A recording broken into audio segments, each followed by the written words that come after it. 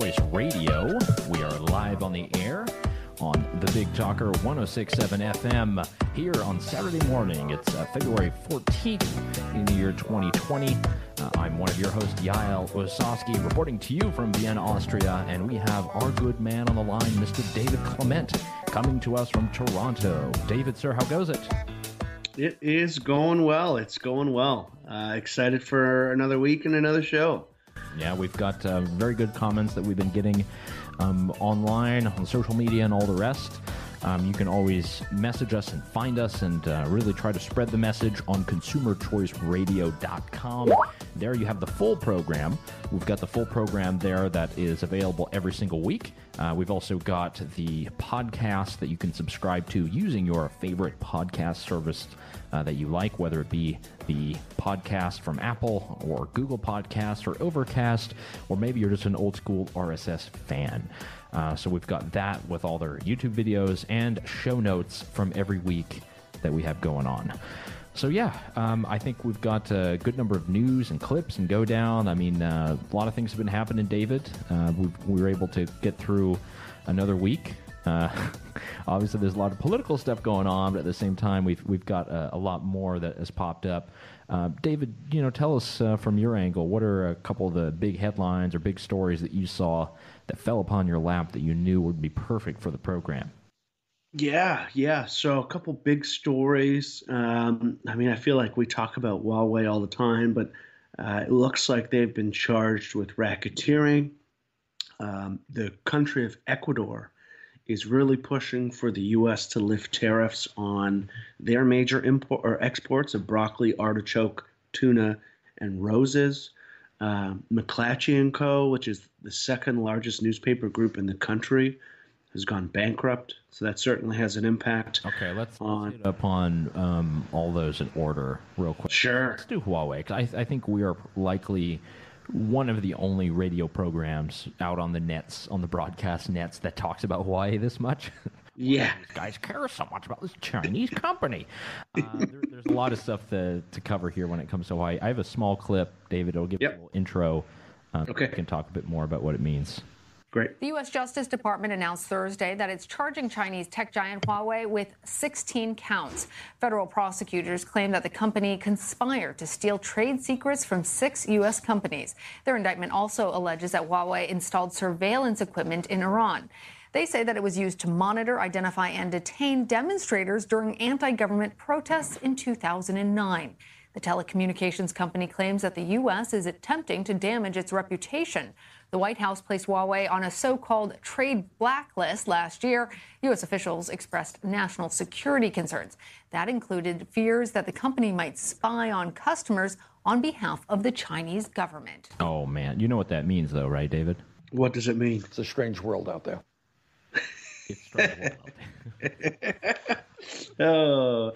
Nice little ISO. We'll get to that. That's Bernie Sanders. We'll get to that later. Yeah, Huawei stuff. This is getting pretty serious.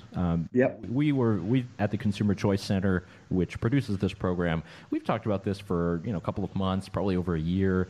There are a lot of national security concerns. This is the Chinese Communist Party, the same people who are totally botching the coronavirus. These are the same people who are basically the ones who are overseeing all the actions and operations of Huawei. If you are a member of the board, you're required to be a member of the Communist Party. We don't know the exact relationship between the board of directors and the Communist Party. We don't know who takes directions or really how it works, but there are concerns there, and they're getting bigger and bigger, and really they're trying to be the full force for especially 5G around the world. And I think that's very concerning for any of us who care about our privacy online, who don't want a Black Mirror type totalitarian system in the future. There's just a lot of concerns. The Attorney General of the United States, Bill Barr, he actually gave a few speeches on this topic very recently. I wasn't able to pull clips because there's no good recordings, but it's good to know that this is becoming more and more of a concern, specifically because the Chinese and the Huawei they've got some of the critical pieces and parts and systems needed for a lot of 5G systems in places like Europe, in different European countries. So they're kind of being a force to reckon with. It's insane. And it's not just economic anymore, and the economic impact of kind of this back and forth. U.S. State Department officials this week announced that if Canada allows Huawei into 5G in Canada, that they won't.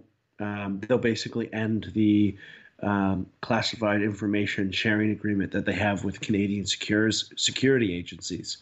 Wow. So you could have some serious breakdowns diplomatically between countries who traditionally share intelligence and things like that. And so it's what was just like, okay, well, we don't know if this company can be trusted with consumer privacy is now kind of spreading into various other aspects of diplomacy and statecraft and the relationships between countries. So it's definitely as much as we often sound like a broken record because we talk about this subject so much, it seems that every week it becomes more pressing and more relevant. So I think we'll probably be talking about this for quite a while. And there's another story, and it's very related.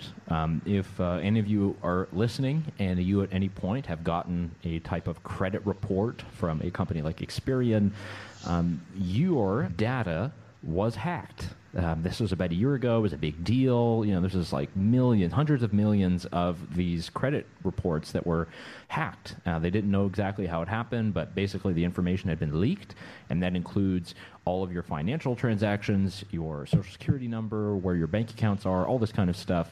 And it turns out that according to a new I think, indictment, it was actually members of the Chinese military who've been found with hacking the Experian.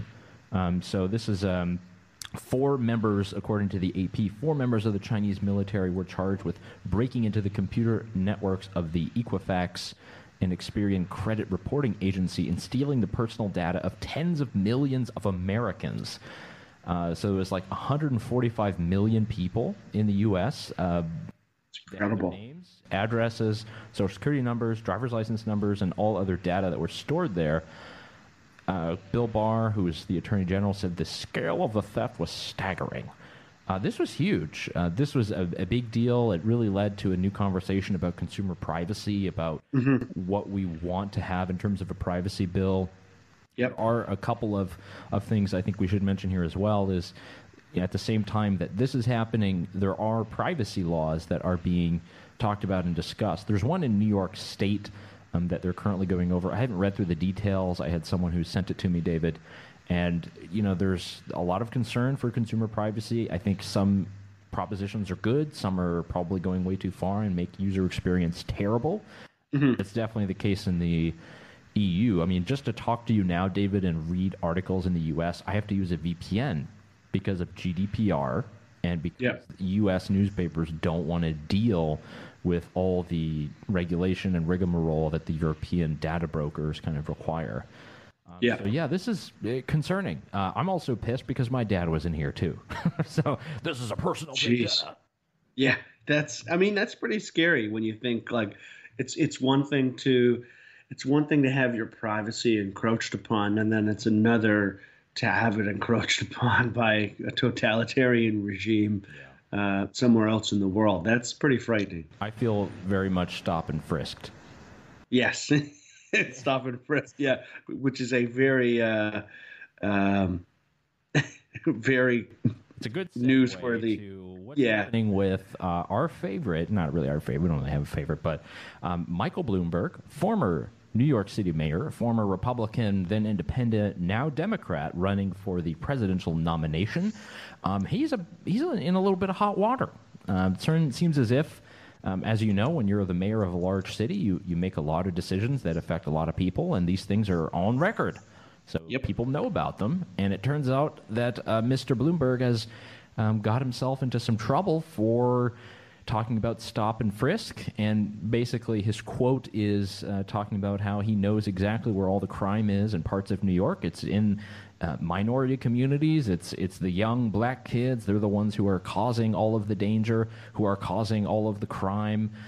Yep. So I will play a bit of this. The audio is not very good, but we do have the original tape. And this is the thing is, you don't need a leaked tape.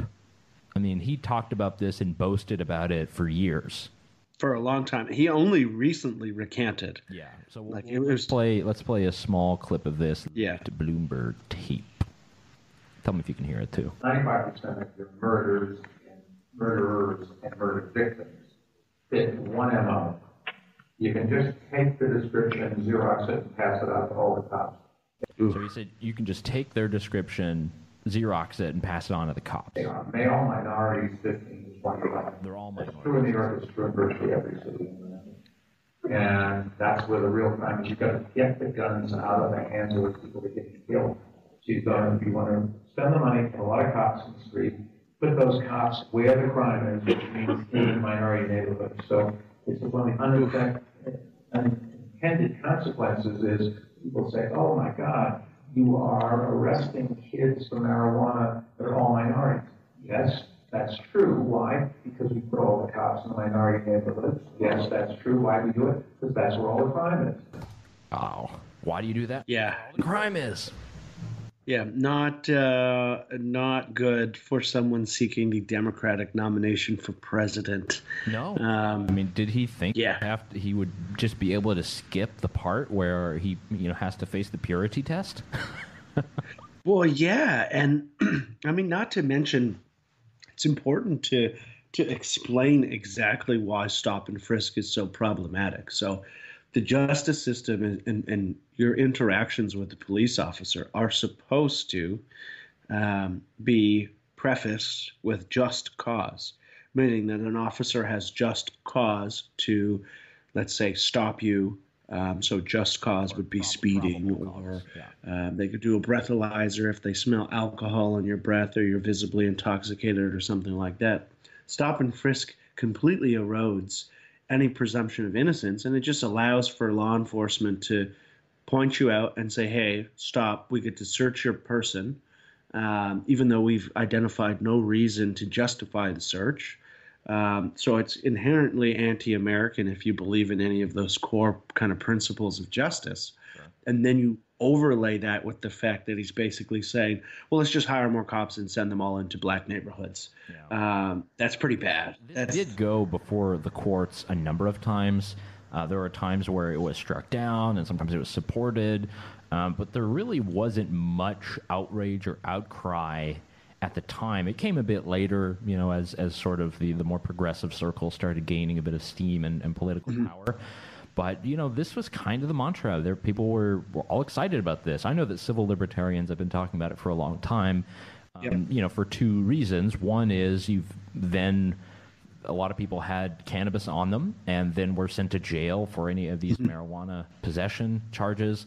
Sometimes they did have weapons, but other times it was, they got put in jail because they lied to the police about their name or were reluctant to talk to them, because you don't know your rights most of the time. If you're an average person walking down the street and a cop comes up to you and starts asking you all kinds of questions, you don't know your rights, which is unfortunate. We need to do a lot more education on that.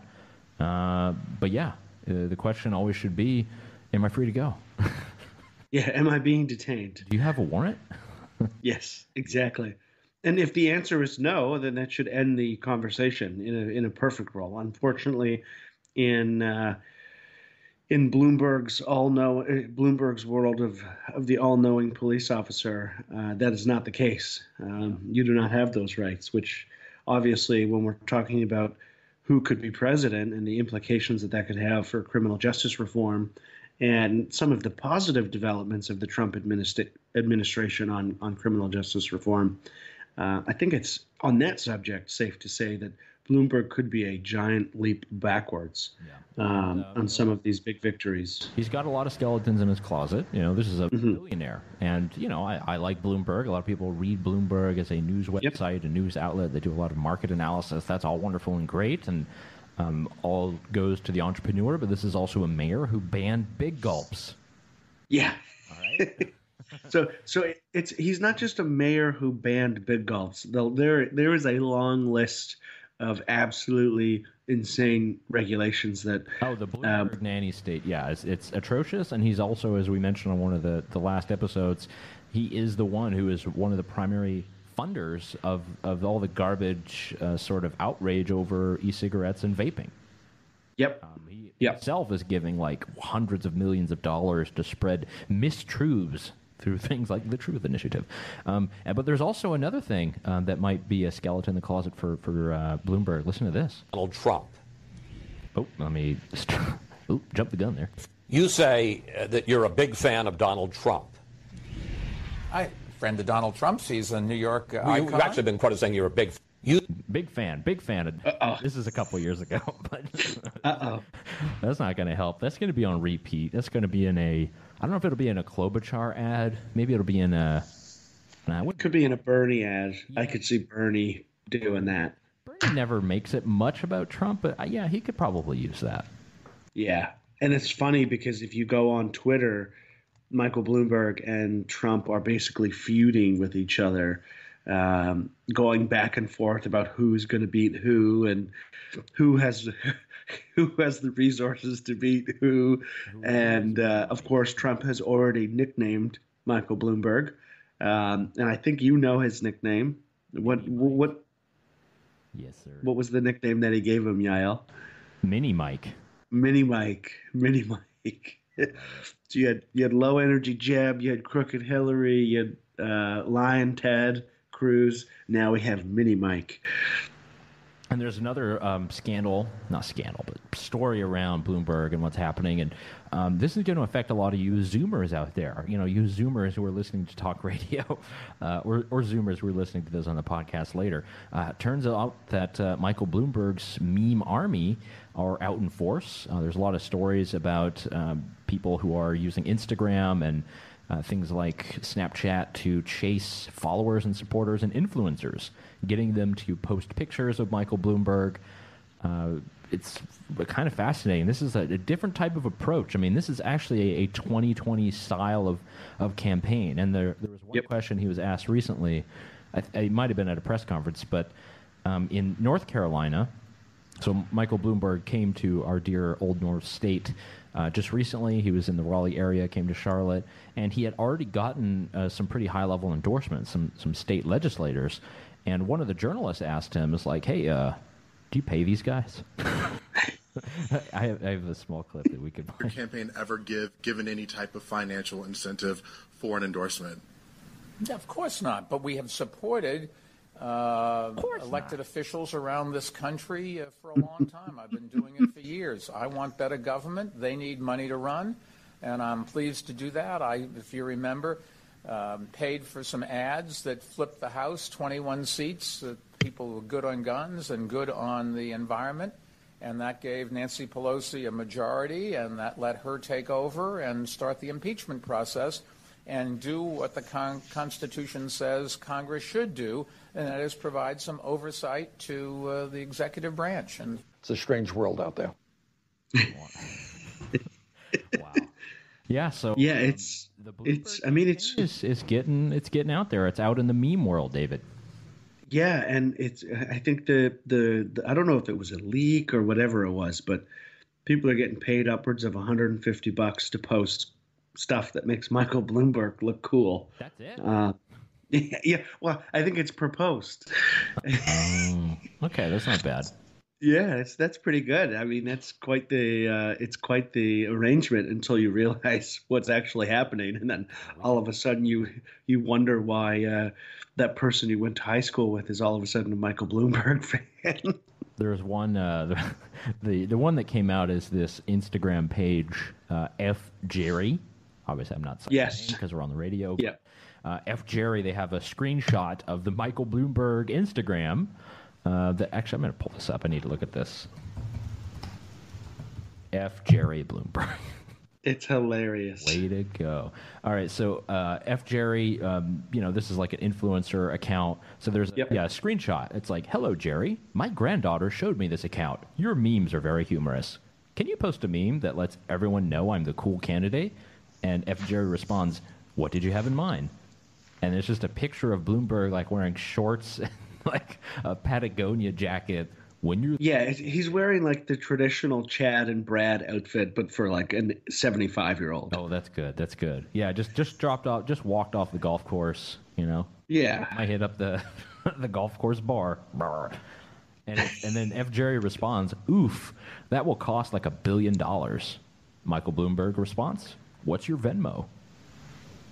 Now this is the ad, right? This is the genius of it. This is actually the ad. So all they do is take a screenshot and put it on there. I'm sure they're getting a couple thousand. Oh, I'm sure they are. I'm sure they are. It's hilarious, and it's funny when it's so blatant that like it becomes its own joke. Whether or not it actually serves to build his brand, I don't know. I think there is a lot of look. This is exactly what I would have done if I was a Zoomer. I would be attracted to this because this is the meme world that I think you and I, David, we understand it, but I think we only understand maybe 50% because there's so much more that is happening with the underbelly of the internet, especially among younger people. I'm talking people who are like 16 to 22. They just live in a different world. They view Facebook as like a place for losers, for old people, for boomers. Right? These are the people on Snapchat. Are we old now? Oh yeah. Are we old now? Like some of these things, it's like, oh yeah, TikTok. Okay. All right. I feel like my grandpa when he was like, "Hey, should I get a Facebook page?"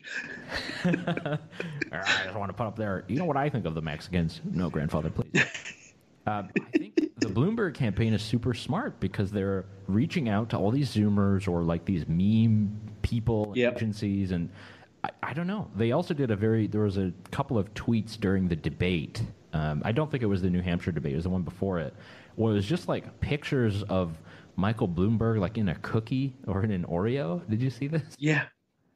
Yeah, I mean his meme game has certainly picked up. I mean, in his feud with Donald Trump, he tweeted a GIF from the movie Gladiator, and it's Russell Crowe saying, "The time for honoring yourself will soon be at an end," which is the scene where Russell Crowe kind of meets Joaquin Phoenix in the Coliseum.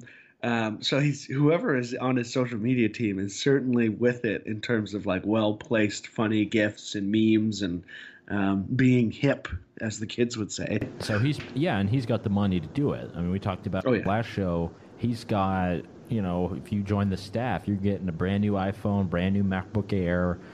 Oh yeah. You probably get a pretty good expense account. You can go to Whole Foods every day, get your lunch. That's all paid for. Yep. It's pretty crazy. So I don't know. I mean, this says nothing about his policies, says nothing about, what he plans to do to defeat Trump. It has everything to do kind of with his organizing power. Right now, he's kind of going through the hand-wringing of the kind of purists on the progressive side of the Democratic Party. So we'll see what happens if he comes out unscathed or not. Who knows? And he's also approached this in a really different way where it seems like his primary focus endorsement-wise is mayors. So he's gone out and actively kind of sought out the endorsement of some fairly well-known mayors, whether it be the mayor of Washington, D.C. or Houston, Texas. And what's interesting is over the last, I would say, 48 hours, all of the campaign donations that Michael Bloomberg has historically made to those folks have come out. And we're talking millions and millions of dollars. And then all of a sudden, all of these mayors are now endorsing Michael Bloomberg. So it'll be interesting to see how that develops, whether people will really feel like these endorsements are genuine, whether or not they'll get dismissed. It's certainly interesting whether or not he can actually buy his way into the mix to the point where he's actually a contender. He certainly isn't there yet, but I think he could be there. He could be there in a matter of a few weeks. Yeah, and for a lot of people who are, again, more progressive in the Democrat Party, Bloomberg represents some positive things. They like that he wants to ban guns or go after guns. They like that, I guess, that he wants to crack down on vaping. But really, they kind of detest the method, right? It's like we like the ideas, but the way that he's doing it is exactly what we've been railing against for the past several years. Yep. Billionaire guy coming in, splashing money all over the place, buying people off. I mean, who cares what mayors? I mean, when was the last time we cared what a mayor thought or who they endorsed for president? I mean, Yeah, it just seems like it's a weird strategy because local city governments in the United States are so divorced from federal policy. I mean, obviously there are instances where they overlap, but it's not like governors endorsing a president that really kind of carries, or a candidate which would really carry weight, because the relationship between the federal government and each particular state is that much more important. So it's certainly an interesting approach. Whether or not it actually bears any fruit, I don't know. Like, are people in Houston being swayed by the fact that their mayor supports Bloomberg for president? I don't know. I'm not sure. I really like that mayor. Yeah. So it goes. Well, David, let's. We had some big news, stuff that happened over last week, or I guess this week. Yep. We're talking about. We had New Hampshire, and then Yes. along the way, we lost some good candidates. We did. We lost a few good men out there. 2 candidates drop out. One was tech entrepreneur and the self-appointed head of the Yang Gang, Mr. Andrew Yang, and the next is former Massachusetts Governor Deval Patrick. We do rest our hands on the ground as these men bow out, and their chances of becoming president dissipate into the wind. I think that the big thing for me was, I mean, we've talked about the Democratic candidates. I think the thing that was the most attractive about Andrew Yang was that even if you disagreed with him, he seemed like a really genuine dude. He didn't have that like politician stain on him where like you knew he was going to flip on something, or he had a long track record of doing X and now he thinks Y. And I think that was part of the reason why there was so much excitement, and he really came out of nowhere. Yeah. Why there was so much excitement is because he had that kind of genuine quality to him. So it's definitely a shame to see him drop out. He was a bit of a voice of reason on a variety of things. I particularly liked when he essentially refused to talk about Trump, and he explicitly stated, guys, like, the conditions that got Donald Trump elected are the problem. We need to focus on what it was that got people in Pennsylvania, Wisconsin, Michigan, and Florida to vote for Donald Trump. Let's talk about that, rather than always just talking about how awful Donald Trump is and trying to beat that drum as if that's a election strategy. Yeah.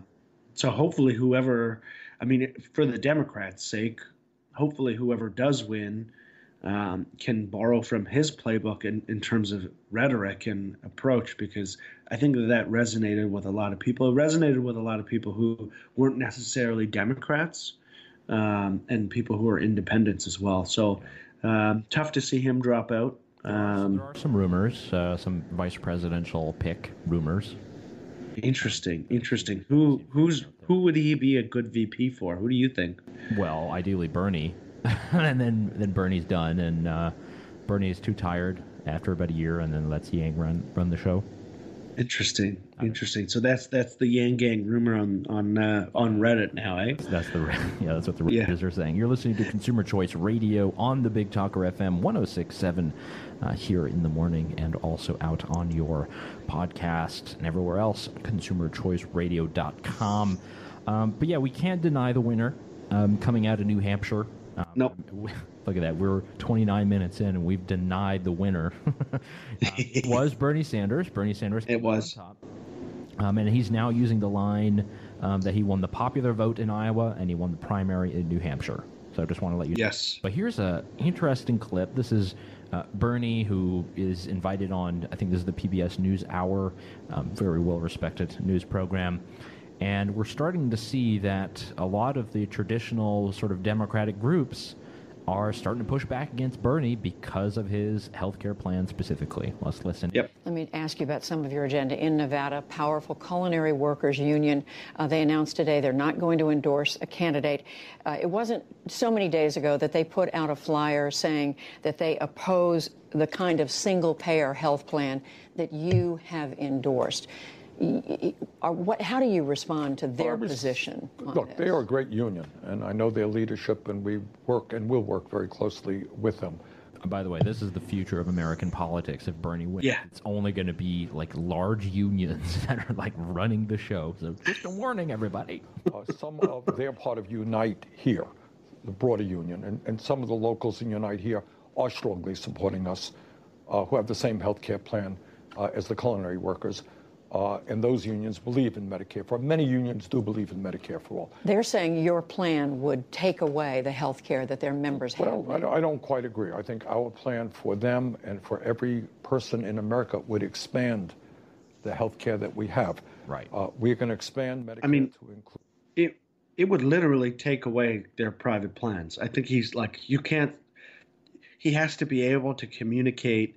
Well, I think he's wrong, but he needs to be able to communicate his viewpoint that, yes, we're going to take away your plan and then pivot to, but what we're going to give you is better. Now, I don't think that's even remotely true, but his failure to answer this is really be really problematic in a general election, because all of a sudden you have unions who have negotiated for what is very often great private medical coverage, often covered by their employer, and then all of a sudden that hard-earned battle is lost because Bernie Sanders has criminalized those insurance plans, and it disappears in an instance. And you have to it takes a lot to convince those negotiators and those union reps that what Bernie Sanders offers them, which is basically complete government control over the healthcare sector, is better than what they've negotiated. And I think a lot of people know that the answer to that is no. Even if you're in favor of universal healthcare, they know that the answer of single payer is not going to be superior to what they've already negotiated. And so you have this fracturing of the left, which is certainly going to get interesting as the non-Bernie Sanders candidates drop out, and I think we'll get closer to a 1-versus-1 or a 2-versus-1 race. And I think this will be a huge sticking point in terms of where the Dems go. It's a strange world out there. Yeah, definitely. And on the health side of things, I think one thing that's really interesting as well, and I want your take on this, Yaël, to see if it's something that would matter to you as a U.S. voter. So Bernie has said that he will not release his post-heart attack medical records. Traditionally, that's been something for older candidates. I remember John McCain doing it. For older candidates, it has been something that's been important. Even Trump has done it, although I think he fudged the numbers a little bit to downplay his weight. But yeah, what do you think? Do you think that candidates of that particular age should let American voters know that they're healthy, especially given that he's had a heart attack on the campaign trail? I don't know. I'm probably an outlier here. I don't necessarily think, because first off, if he releases medical records, like, what is, nobody can read that. Like, it's all chicken scratch, and it's, who knows? It's like, oh, well, he had this test, and then he had an aneurodic, whatever surgery. Like, no one's going to know what that means. The journalist will obviously interpret it, and then it'll be spun a million different ways. So actually, it's probably good for him to not do it, because it would, instead of just being one story about his health, it would spin out into 80 different things. If like, oh, well, he's actually got a stent, or he's got this experimental thing. What happens if it explodes and he dies on stage? But especially because he's old, with the health, who cares? I sincerely don't think it's super important, because we don't live in a dictatorship where it's like the health of the leader is, that's how we'll live our lives. Yeah. I mean, I kind of agree with you. He can alleviate that if he picks a younger VP, and I think then it's over. I mean, that's a good point, but I think the problem is that so many on the Democratic side demanded that of. If you go back to John McCain, I just remember this clip of Matt Damon being like, "How can we vote for this guy? He's so old. He's like a heartbeat. He's like a skipped heartbeat away from Sarah Palin being the president. He's a heartbeat away from the presidency." It was always Yeah, the line. and that was a real news story that stuck. That was a huge sticking point for some voters on McCain, is that he was just so old. He had a history of various ailments, illnesses. I think you are projecting well into the future, though, because if Bernie comes out after Super Tuesday on top, this will be like the #1 story. Because I don't think the policies don't scare many American people very much, because they've been promised and lied to, and they've heard everything from politicians.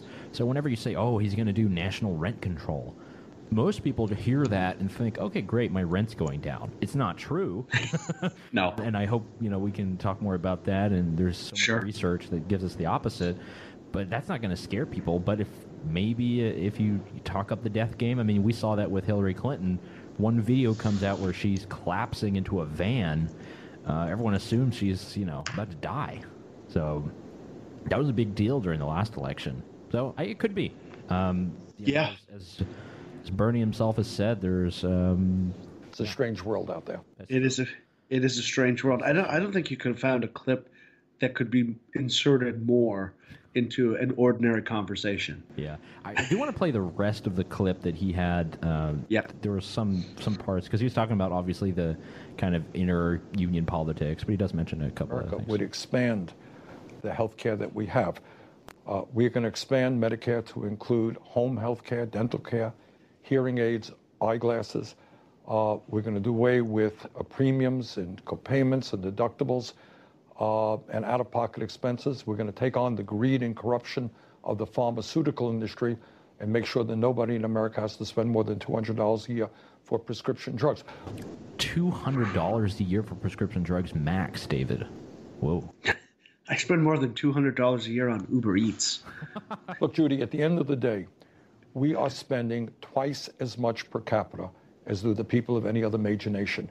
And yet, despite that huge expenditure, 87 million Americans are uninsured or underinsured, 30,000 die, 500,000 go bankrupt. That doesn't make sense. But they are opposing your position. Some of your supporters in Nevada attacked the union after this. Well, it's a funny thing. Obviously, that is not acceptable to me. And I don't know who these so-called supporters are. We're living in a strange world on the internet.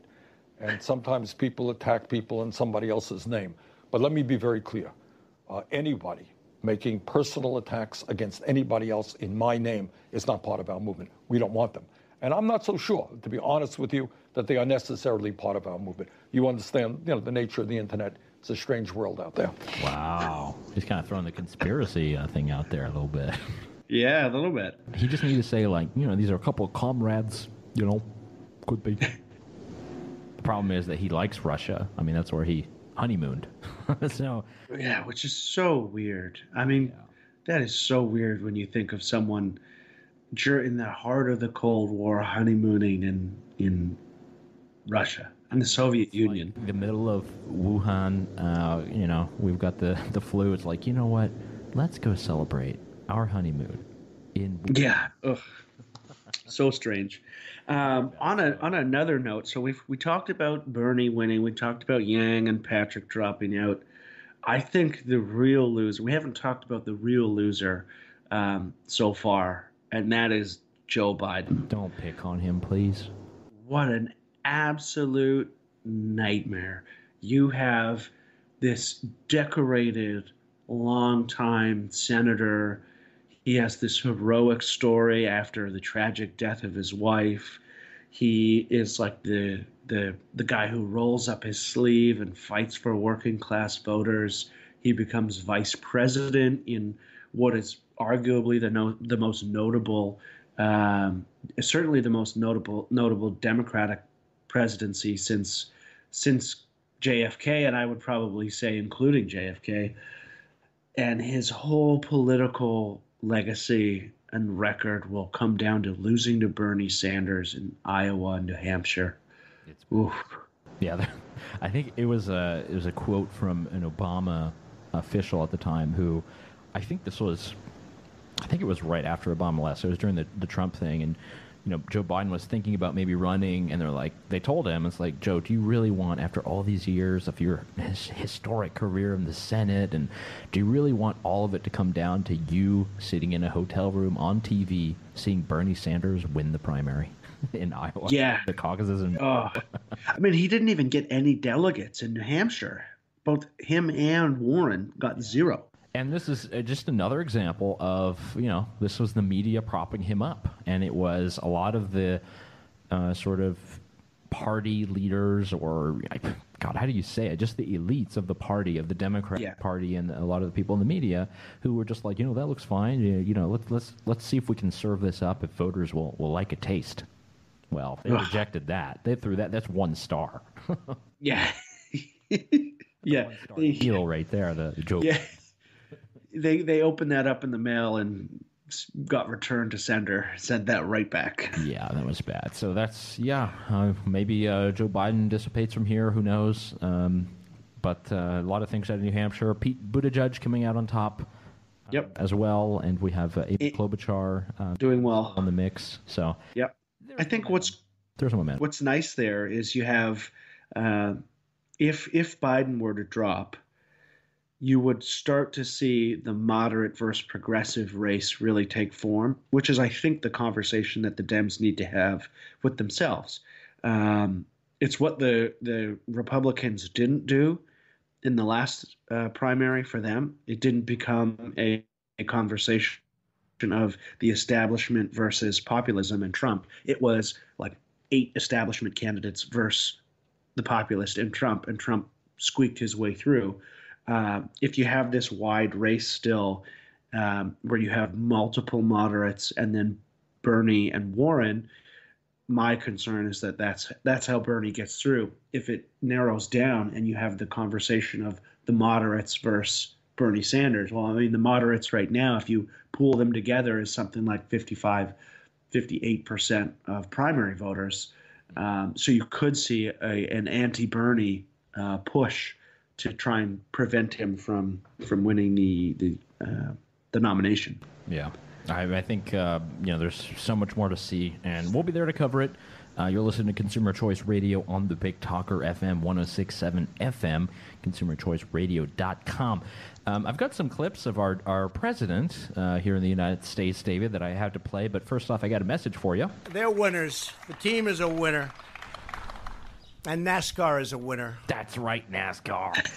We've got this weekend the Daytona 500. Those of you listening in North Carolina on the radio are as excited as I am. It's going to be huge, but not just because it's the first points race of the year, not just because it starts off the great NASCAR season, but because there's going to be a man who's going to be showing up there at the race.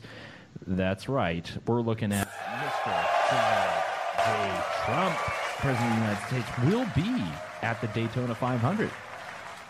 Yeah, so I think you'll have to educate me on the significance of this, because obviously I'm not the biggest NASCAR fan, but I do know the relevance of the Daytona 500. So what does it mean for the president to be there? Like, why is that significant? So there were basically the last time a president came to a NASCAR race, it was actually at the Daytona 500 as well, and it was George W. Bush, and he came in 2014 in his second re-election.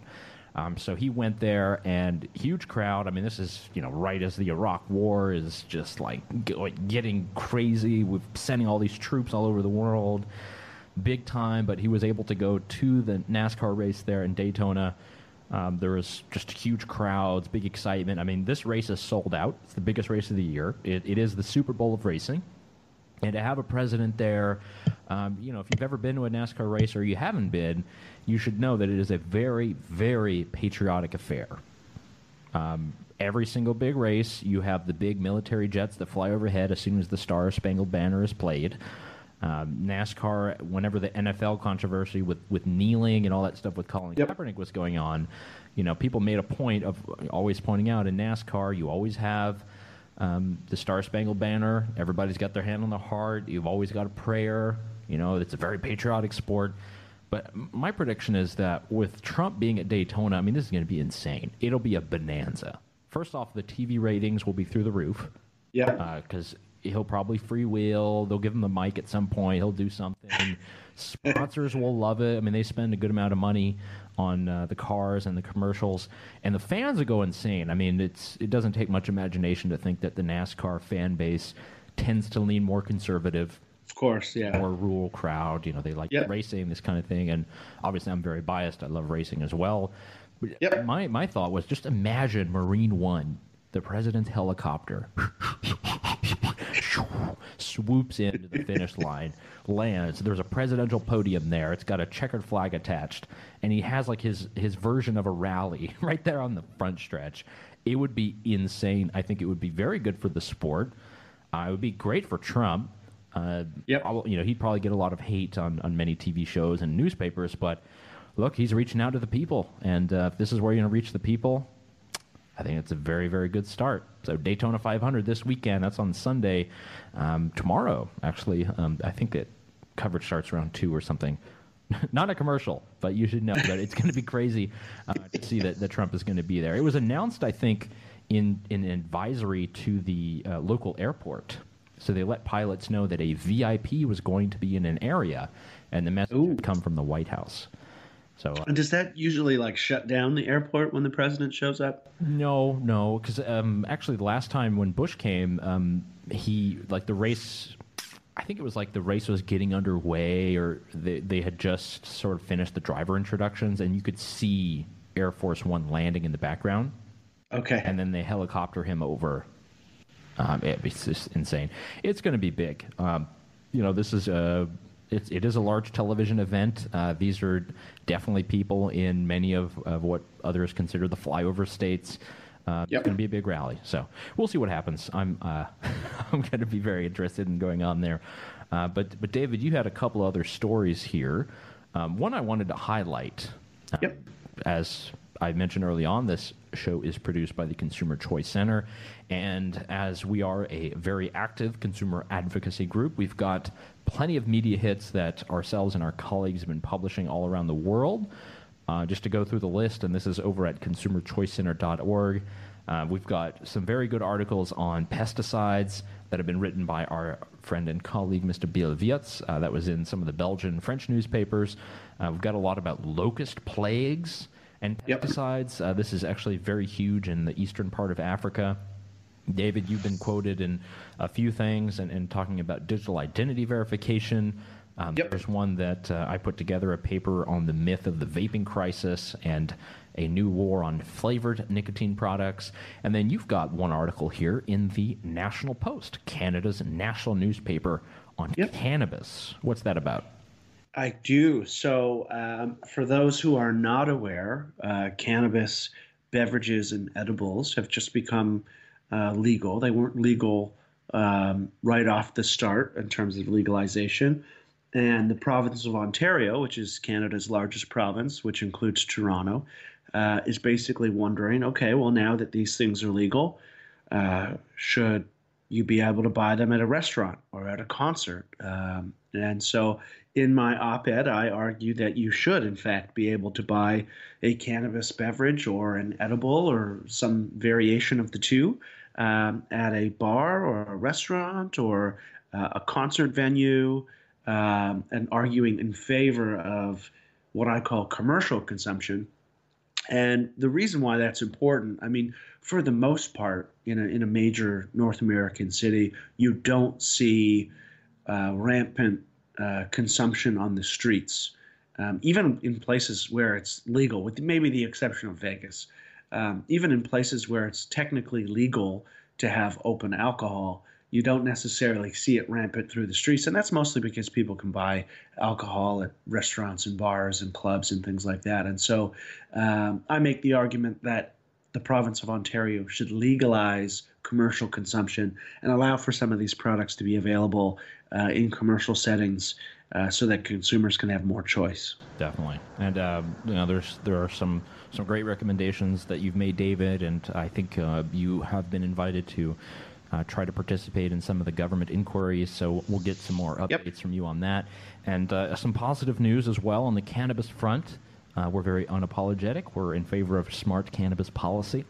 So some sort of decriminalization and actually bringing it out of the black market would be amazing. It'd be great not just for our economy, but it would free up our entire criminal justice system. Police could actually focus on real crimes that harm people.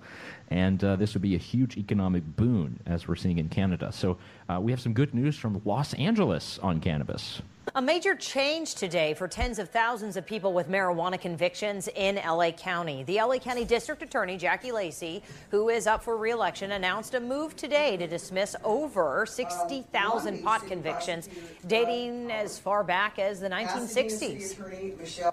When you think about the number of people who are in the marijuana business legally now, and think about all the folks who sold way back in the day, and they're burdened with a felony conviction. So this is a way of providing some justice to our society.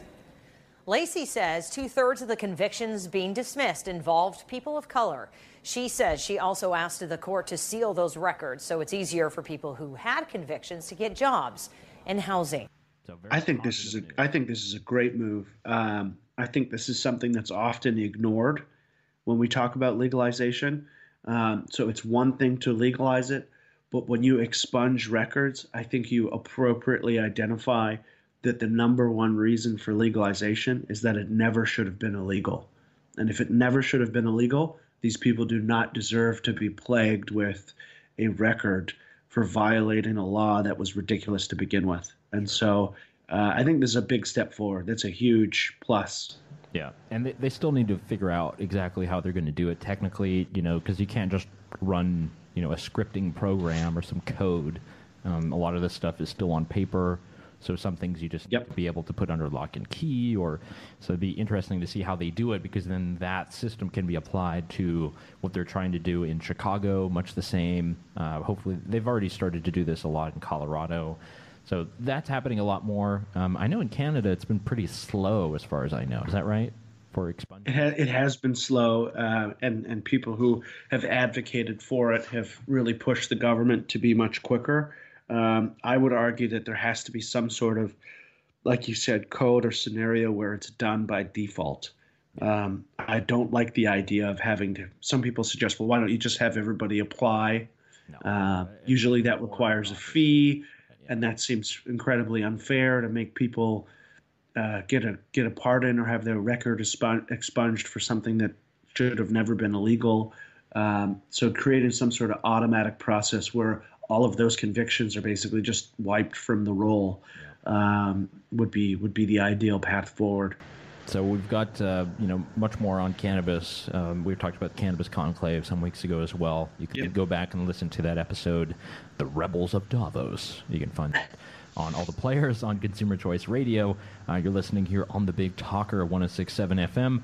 One last story I wanted to get to, David. I think it's important for a lot of the stuff that we're doing, certainly for the media sphere. This is an article that you put in there, and here's a small clip. This is about McClatchy newspapers, huge newspaper group in the United States, the second largest. Many large papers, specifically in North Carolina, including the Charlotte Observer and the News and Observer, are owned by this company, and turns out they're filing for bankruptcy. Well, now to a major business headline with local and national implications. The owner of the Sacramento Bee has filed for bankruptcy. McClatchy is the second biggest newspaper company in the nation. The company says all 30 of its local newsrooms will operate as usual for now. Now, McClatchy started back in 1857 with a newspaper in Sacramento. That paper later became the Sacramento Bee. All right, we don't have to get into history, but this is crazy. Huge newspaper group.